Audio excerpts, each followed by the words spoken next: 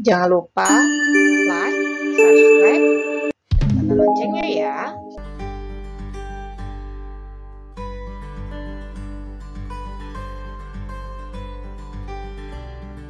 Perdana kita belajar mengenai akuntansi perbankan.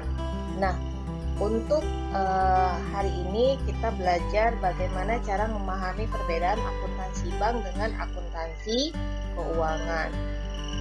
Nah, akuntansi perbankan, sebelum kita belajar mengenai pengertian akuntansi perbankan, tentunya kamu harus tahu apa arti daripada akuntansi. Nah, akuntansi itu adalah suatu kegiatan dari mencatat, menganalisa, dan melakukan pelaporan dari transaksi keuangan. Jadi pengertian akuntansi perbankan itu adalah kegiatan pencatatan, menganalisa, serta melaporkan transaksi keuangan pada suatu bank. Jadi berbeda antara arus masuk, kas, dan arus keluar perbankan. Jadi format laporan transaksi antara bank dengan perusahaan itu sangat berbeda.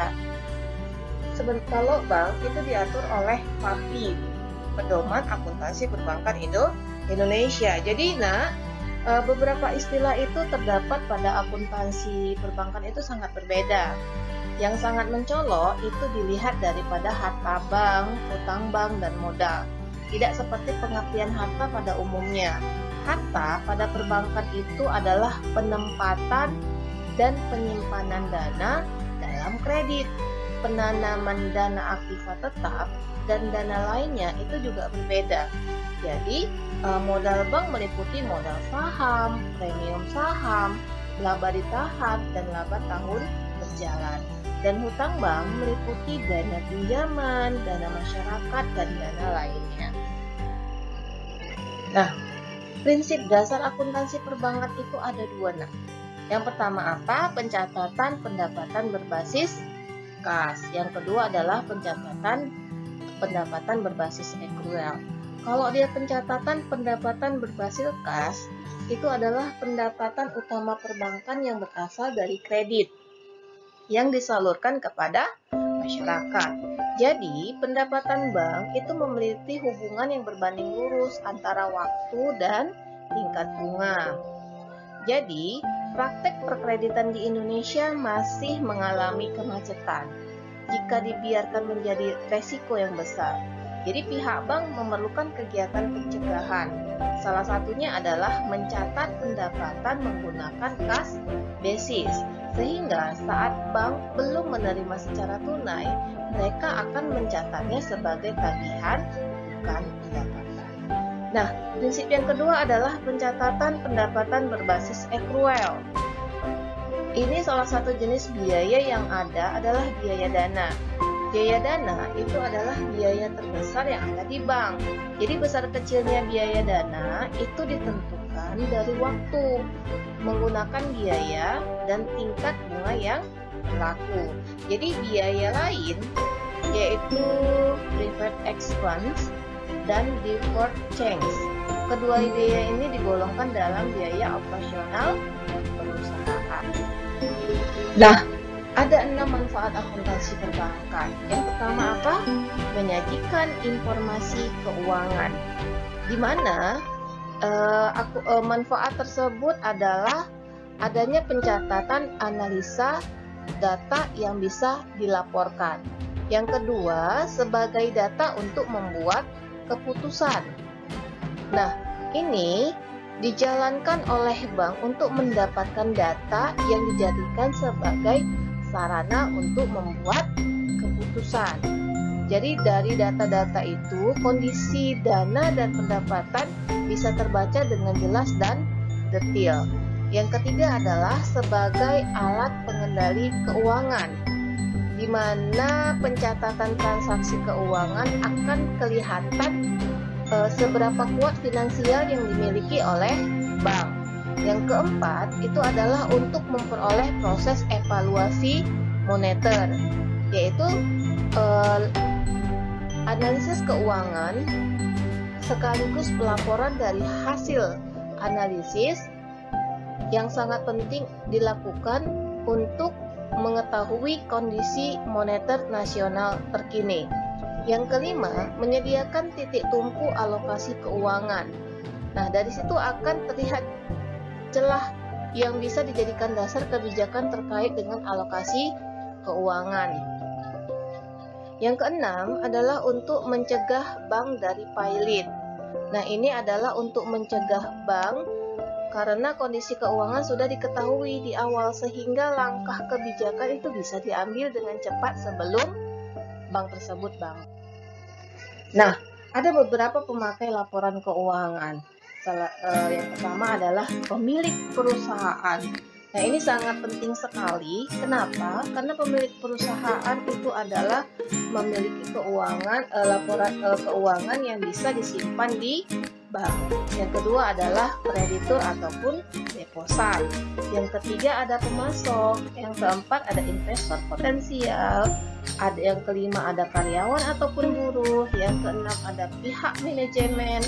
Yang ketujuh analisis keuangan. Kedelapan konsultan manajemen. 9 pialang atau broker. 10 penjamin emisi. 11 badan legislatif. 12 pengelola pasar modal.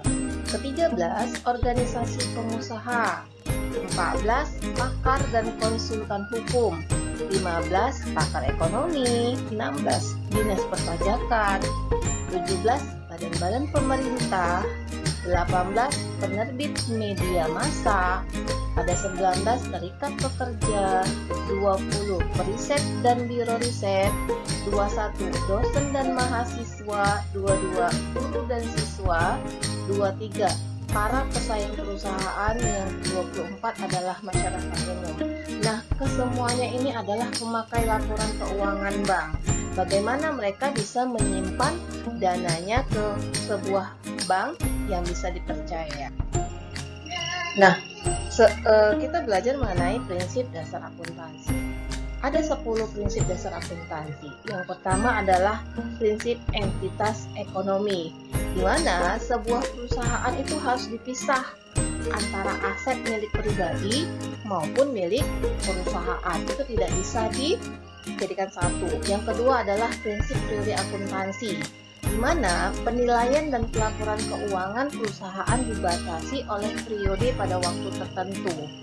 Jadi dia ini terukur dan lebih baik. Yang ketiga adalah prinsip satuan moneter, di mana dapat melibatkan faktor kualitatif seperti mutu, kinerja, prestasi yang tidak dapat diukur dalam bentuk uang. Yang keempat adalah prinsip kesinambungan usaha. Nah, ini adalah usaha itu akan berjalan secara konsisten maupun sinambung tanpa adanya pemberhentian usaha. Yang kelima adalah prinsip biaya historis. Dia itu berhubungan dengan berbagai biaya yang dikeluarkan. Yang keenam adalah prinsip pengungkapan penuh, yaitu mengungkapkan informasi secara penuh yang tidak dapat dimuat di laporan keuangan berupa catatan-catatan yang ada di laporan keuangan. Ketujuh, itu adalah prinsip pengakuan pendapatan. Ini diperoleh dari aktivitas usaha seperti penjualan. Yang kedelapan, prinsip mempertemukan, yaitu biaya dipertemukan dengan pendapatan yang sudah diterima perusahaan. Nah, ini tujuannya apa? Untuk mendapatkan hasil mengenai besar atau kecilnya laba bersih yang diperoleh. Kesembilan adalah prinsip konsistensi. Laporan tidak berubah dalam prosedur, metode, ataupun kebijakan yang diterapkan oleh perusahaan. Yang ke-10, prinsip materialitas, di mana pencatatan dan pengukuran informasi dapat dilakukan secara material atau bernilai nominal. Prinsip ini juga menentukan apakah sebuah laporan keuangan ditulis ulang ataupun dikoreksi saja. Nah, yang terakhir adalah kalian harus tahu belajar mekanisme debit ataupun kredit. Nah, mekanisme debit dan kredit itu hampir sama dengan akuntansi perusahaan. Kalian tentu sudah tahu kelompok mana saja dalam pencatatan akuntansi.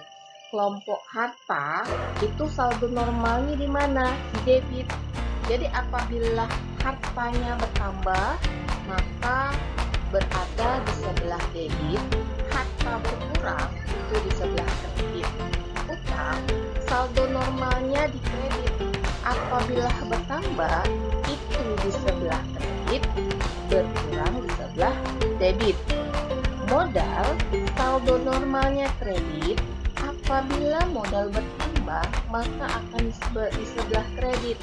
Modal berkurang di sebelah debit. Biaya, saldo normalnya itu di debit.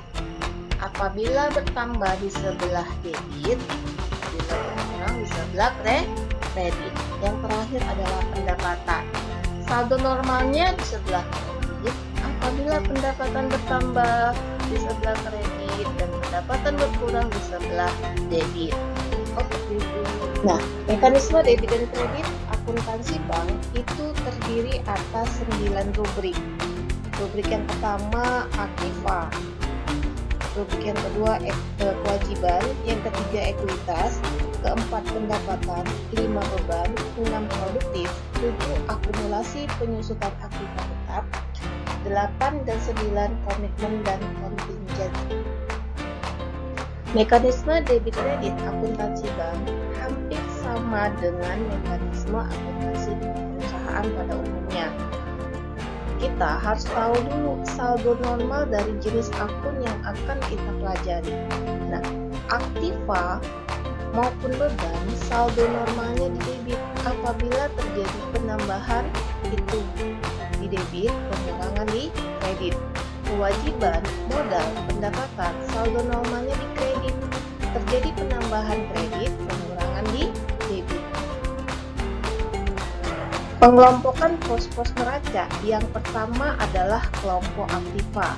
Kelompok aktiva terdiri atas kas, giro pada Bank Indonesia, giro pada bank lain, ada penempatan pada bank lain, pendapatan yang masih akan diterima, ada penyertaan, surat-surat berharga, kredit yang diberikan, biaya dibayar di muka, aktiva tetap maupun aktiva lain-lain.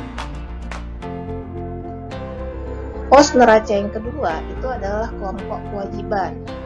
Giro, ada kewajiban segera lainnya, ada tabungan, deposito berjangka, sertifikat deposito, pinjaman antar bank, surat-surat berharga yang diterbitkan, pinjaman yang diterima, setoran jaminan, kewajiban lain-lain, pinjaman subordinasi, modal pinjaman maupun beban yang masih harus diterima.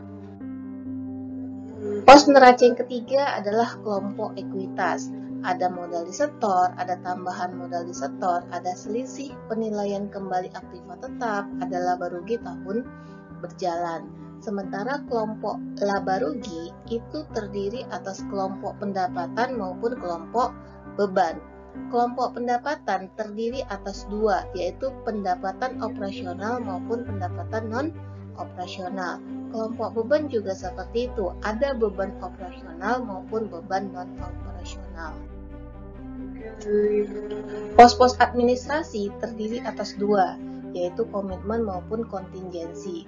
Komitmen itu merupakan ikatan atau kontrak berupa janji yang tidak dapat dibatalkan secara sepihak dan harus dilaksanakan apabila persyaratan yang telah disepakati bersama terpenuhi.